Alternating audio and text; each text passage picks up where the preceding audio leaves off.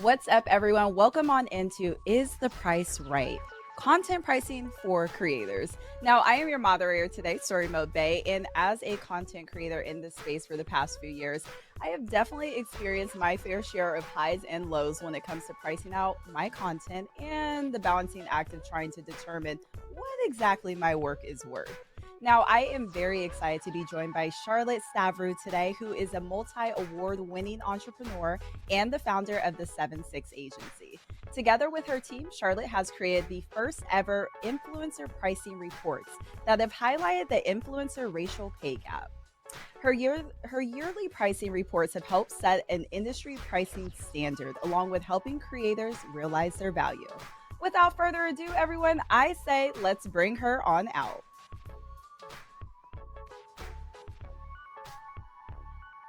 Charlotte, hi, how are you?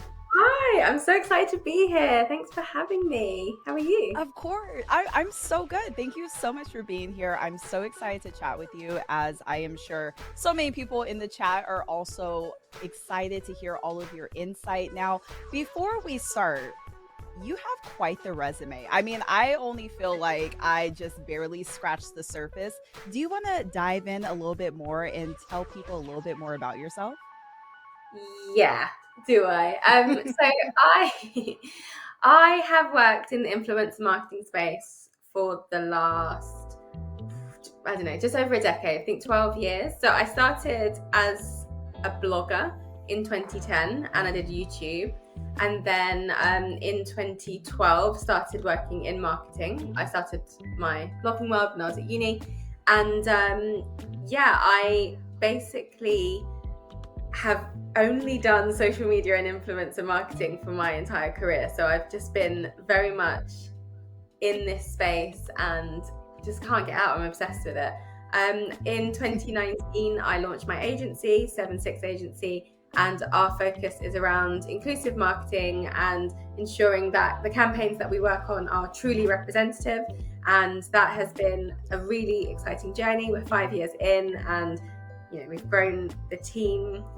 We've got a gorgeous little office in London, and we work with some of the most incredible brands, be that household names to small businesses to startups. And yeah, everything's going really swimmingly well, I'd say. But something I am really excited about is talk about pricing today, because something that we focus quite heavily on is around helping creators understand their worth, and specifically creators of color, because we have data that backs up that Black and South Asian creators predominantly get paid significantly less. We're talking like 57% less if you're a Southeast Asian creator, and around 38% less if you are a Black creator than their white counterparts. And I think it's really important that all creators understand how the industry works and how pricing works, because if anything, you can use that to try and get more money and try and get paid as well as you can, because you know what you're talking about. So let's get into that, I guess.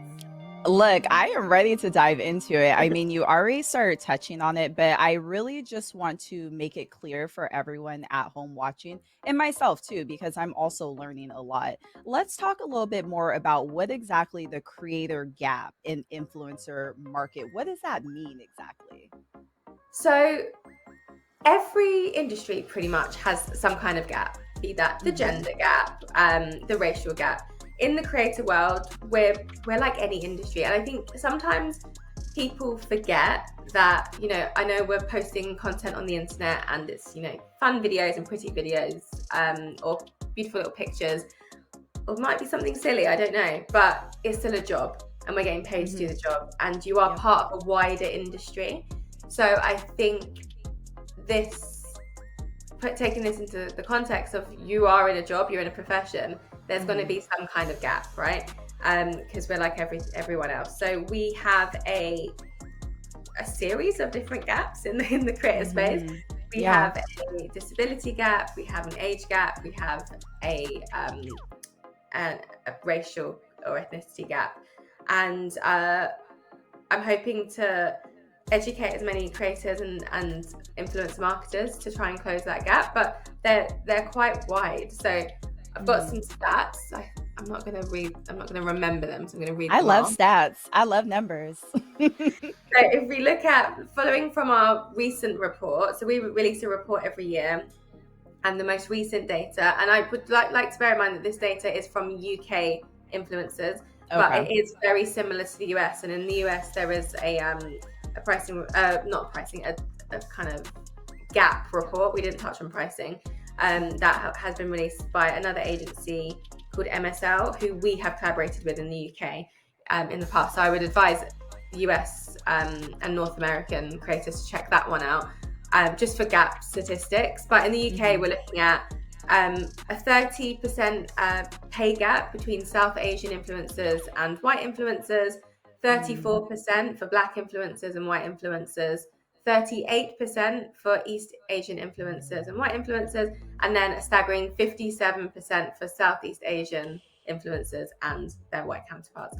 So that's meaning that these people are being paid that amount of money less than the white creators out there. There's also studies a study that we did around skin tone.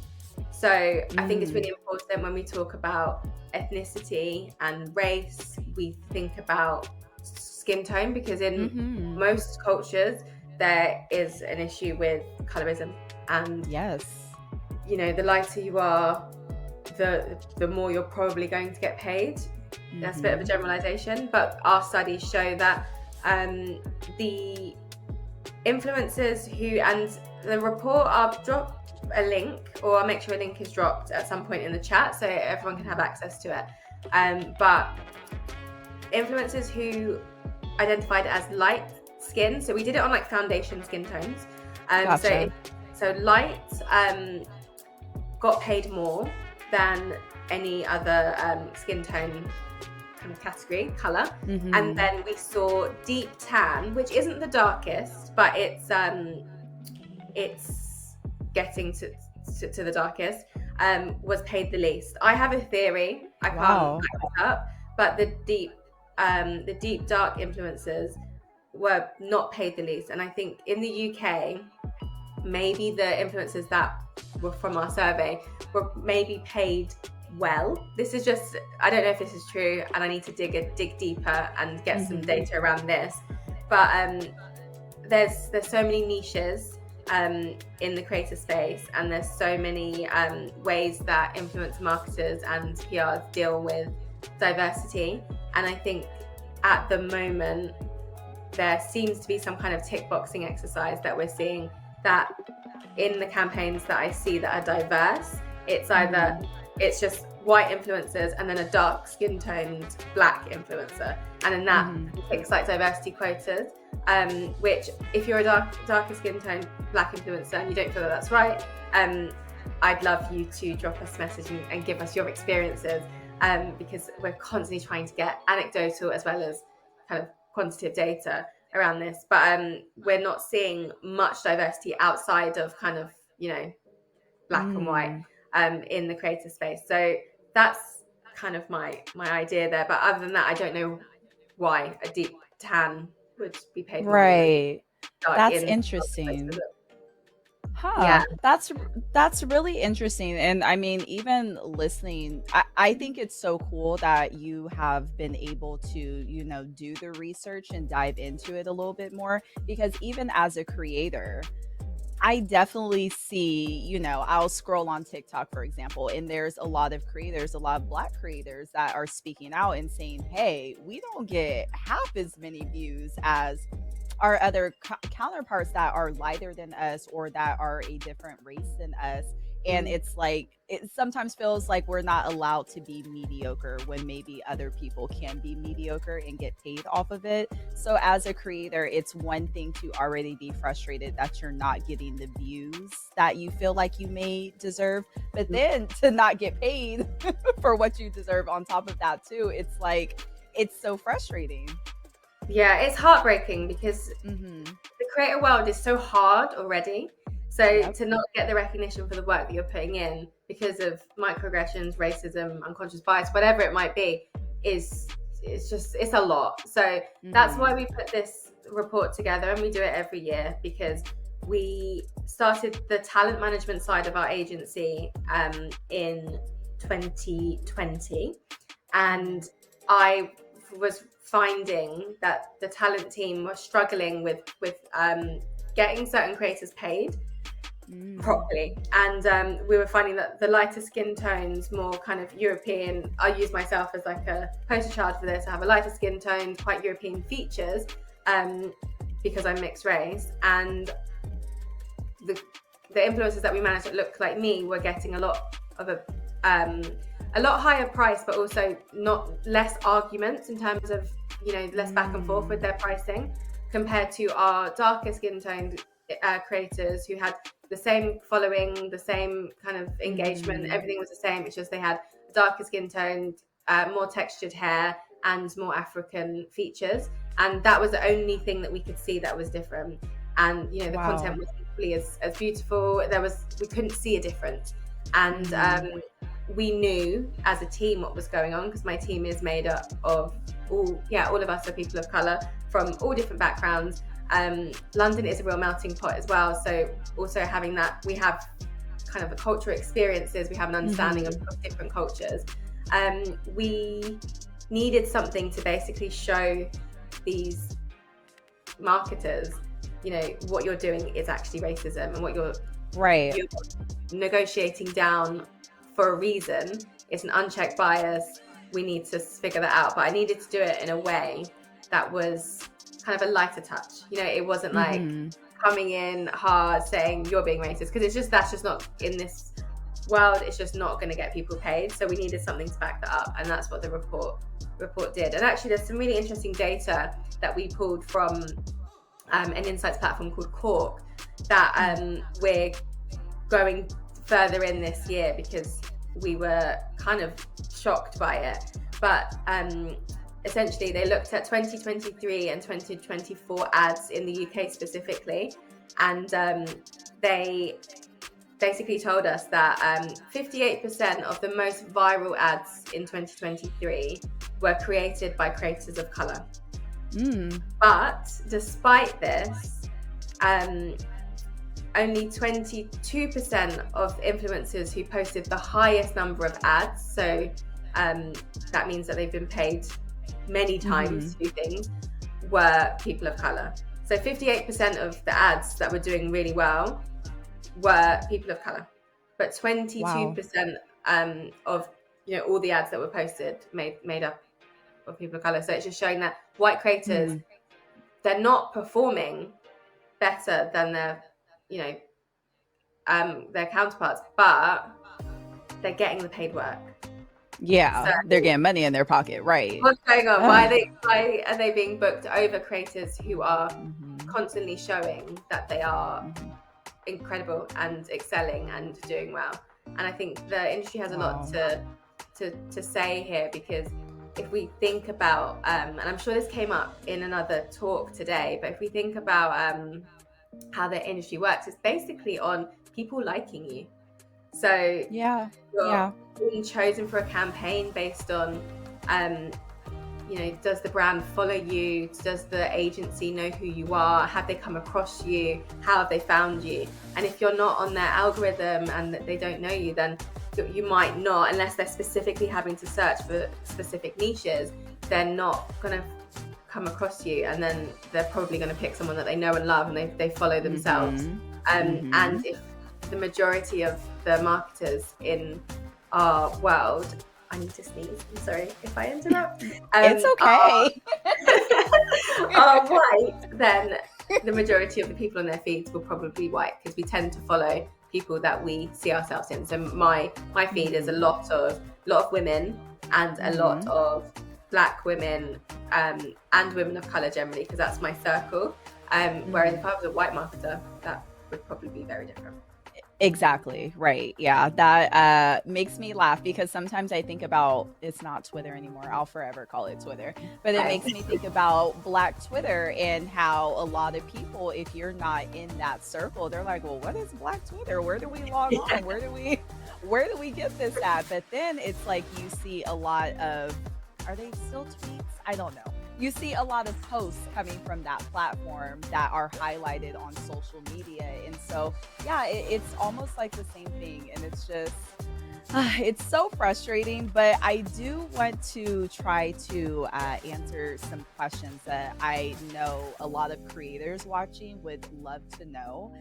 So, say for instance, you're a content creator and you're speaking to a brand, and you feel in your heart like, I think they're kind of getting over on me. I think there's something a little bit funny about what they're offering me. How do you address that as a creator with still being respectful, but you still want to stand your ground and be firm on the price as well? I think the main thing you have to do is, before you get to that point, you have to know your numbers. Yes. I think it's really difficult to negotiate and to find, a good deal if you don't know your worth and you don't know the going rate and you don't know what you're charging for. So the education really needs to be done at that point. So it's knowing the basics of, okay, I'm creating content, how much should I charge? So in our pricing report, different countries have different rates, and I think it's really important that I put that disclaimer, because I'm going to talk about UK pricing because that is something I'm very confident in. US pricing is different.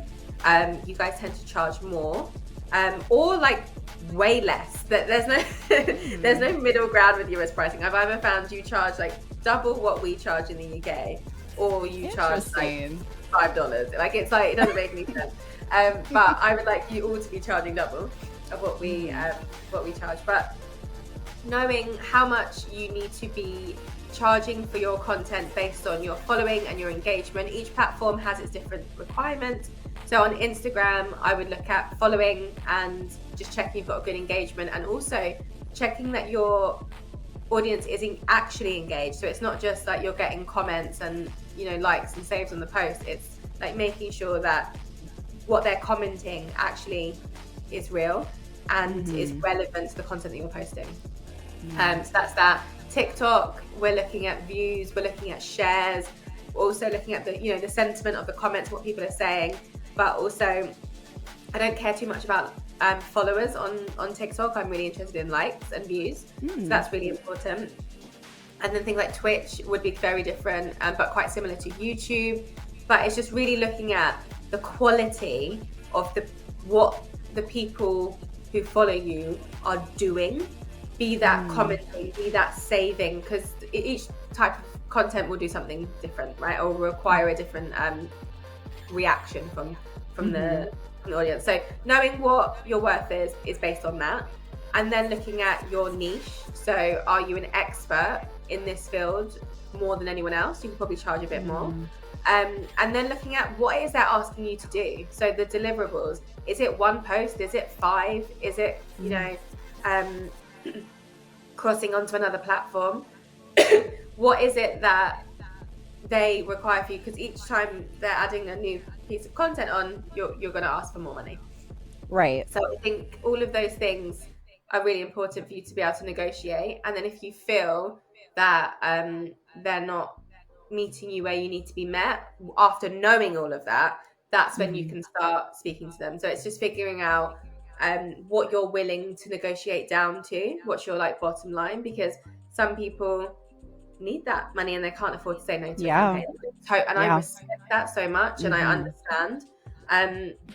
Whereas some people can say no, and then they'll know that the next one they'd probably get double of what they would be getting for this one, so it would be fine.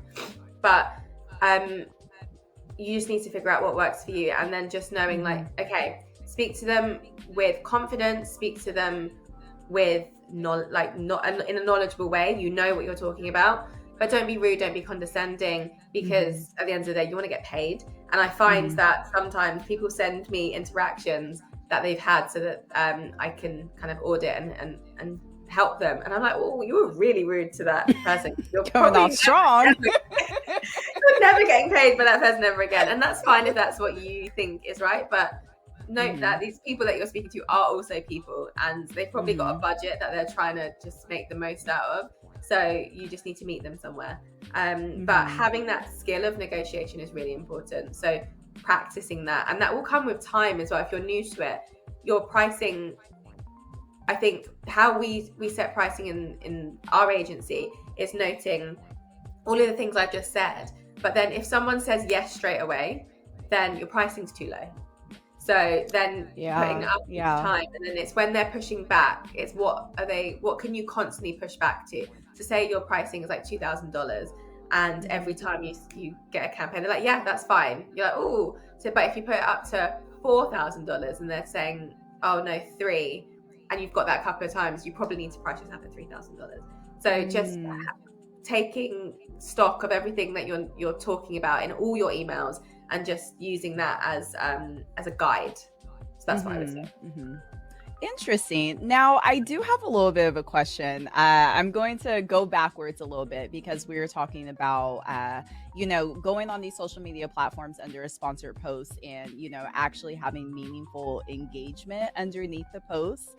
I saw this one TikTok, and it was basically saying that brands do not like if you have a bunch of comments saying, yes, go get that bag. Yes, you better make that money.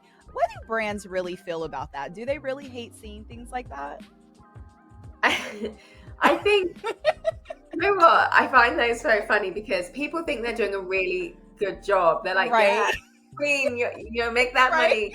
But actually, it's just showing that they don't care about anything you're talking about. They just want you to make money. And I do understand that. As a marketer, if I'm paying someone to talk about, I don't know, lip gloss, and all the comments are like, make that money off of the brand paying you to talk about the lip gloss, and I'm seeing that none of you care about that lip gloss, it feels like it's probably a waste of money. Whereas if it's like, oh, that color is amazing, or oh, I've just tried this lip gloss, I love it, I recommend everyone use it, or whatever, something like really interesting and specific about the product, that's what we want. So in your caption or in your video audio, if you're speaking, then I always encourage you to tell your audience what you want to see. So ask them questions. A call of action, maybe. Yeah, that call to action is really important. Ask them a question that really manipulates the comment section so that they know what you need from them. Okay, I love that. That's a good idea. Now, I know there are definitely not only content creators watching this panel, there's also a lot of brands watching this panel as well. And I would love to know, what steps can brands and agencies take to bridge this creator gap and make sure that everyone is getting paid fairly? Oh, so many things. So one thing I would say is diversifying your feed. And I feel like if you've come online today, that's something you're choosing to do. So thank you. Getting an idea of the other creators that are out there, and people that you can tap into, and communities that you can tap into. That's the first step. The next step is understanding pricing yourself and what the going rate is, and knowing what people are charging. And then the third thing I would say that is really important is, if someone is undercharging, let them know. You don't have to meet them exactly where they should be. Say, we get this a lot. Say you're doing a campaign and you say, okay, yeah, I'll do that, and it's $1,000. But actually, everyone else in your follower and engagement rate kind of pocket would be charging $5,000. It's important for you to know that, and you're not going to know unless you ask these questions, and you're not going to ask the brand. So I would say, marketers, you have that responsibility to let them know. So maybe you don't meet them at 5, like we don't always do that. Maybe you say, oh, we'll meet at 2.5, just so that they get the inkling that they're worth more. But don't underpay creators, even if they give you that price and you know better. I think that is something, it breaks my heart. So we get creators email back and forth for negotiation all the time, and we get them saying like £75 for a post, when I know that they should be paid $2,000. And our team have to constantly educate these creators because they're not going to know otherwise. Right, So, right. you hold responsibility. Sometimes I do feel like brands they hope that creators don't know any better so they can pocket a little something on the side, and you're absolutely right, like that communication needs to go both ways so everyone's learning. We don't have to get over on each other all the time. It's not necessary. Nice, be a decent human. That's it. We're not asking for a lot. Now, one last question. I mean, I could literally talk about this all day long. I love this. I do want to know any success stories that you've seen throughout your career, brands that are doing it right, agencies that are doing it right. Like, yes, that's exactly how it should go. Yeah, nowadays there's a lot more success than I've seen in previous years. Something I've really enjoyed is seeing more and more agencies that have popped up in the last 2 years that are focused around either inclusive marketing or representing talent from underrepresented backgrounds, be that Black creators, queer creators with disabilities, whatever it might be, or even like going into niches and they only look after like BlackGirlGamers. They really do a good job at like representing a specific niche that is underrepresented in this industry. So I think the success is coming from that, and that is then causing mainstream bigger agencies and bigger brands to look and be like, wow, there's stuff going on that we need to match. So inclusion has become a really important conversation, even though diversity and inclusion conversations are less and less important, I'd say, in the marketing world right now than they were, let's say, in 2020. I'm definitely seeing, with the rise of these newer agencies, other agencies looking and being like, wow, I need to get on my game and step up. So I think the success is in what's bubbling from the underneath. I love that. Charlotte, thank you so much for being here. It was such a pleasure being able to speak with you and learn from you as well. Before you go, do you want to maybe drop your socials or maybe where people can find you if they want to know more information? Absolutely. So if you want to find me online, I personally am Charlotte76 on pretty much everything. And I'm mainly on Instagram, just so we're clear. And then 7Six Agency is the agency, and you can find us again everywhere. Or if you want to head to the site, 7sixagency.com/creators, and you can find all the information about how we work with content creators. Perfect. We're definitely going to be on the lookout. Thank you again so much, everyone. Again, I am your moderator today, StoryModeBae. You can find me pretty much everywhere at StoryModeBae or StoryMode Reacts on YouTube. And thank you guys so much for being here at BlackGirlGamers. Thank you for putting together such an amazing summit. You guys don't go anywhere. There are so many more amazing panels coming up after this. Stay tuned. Thanks for watching. Bye.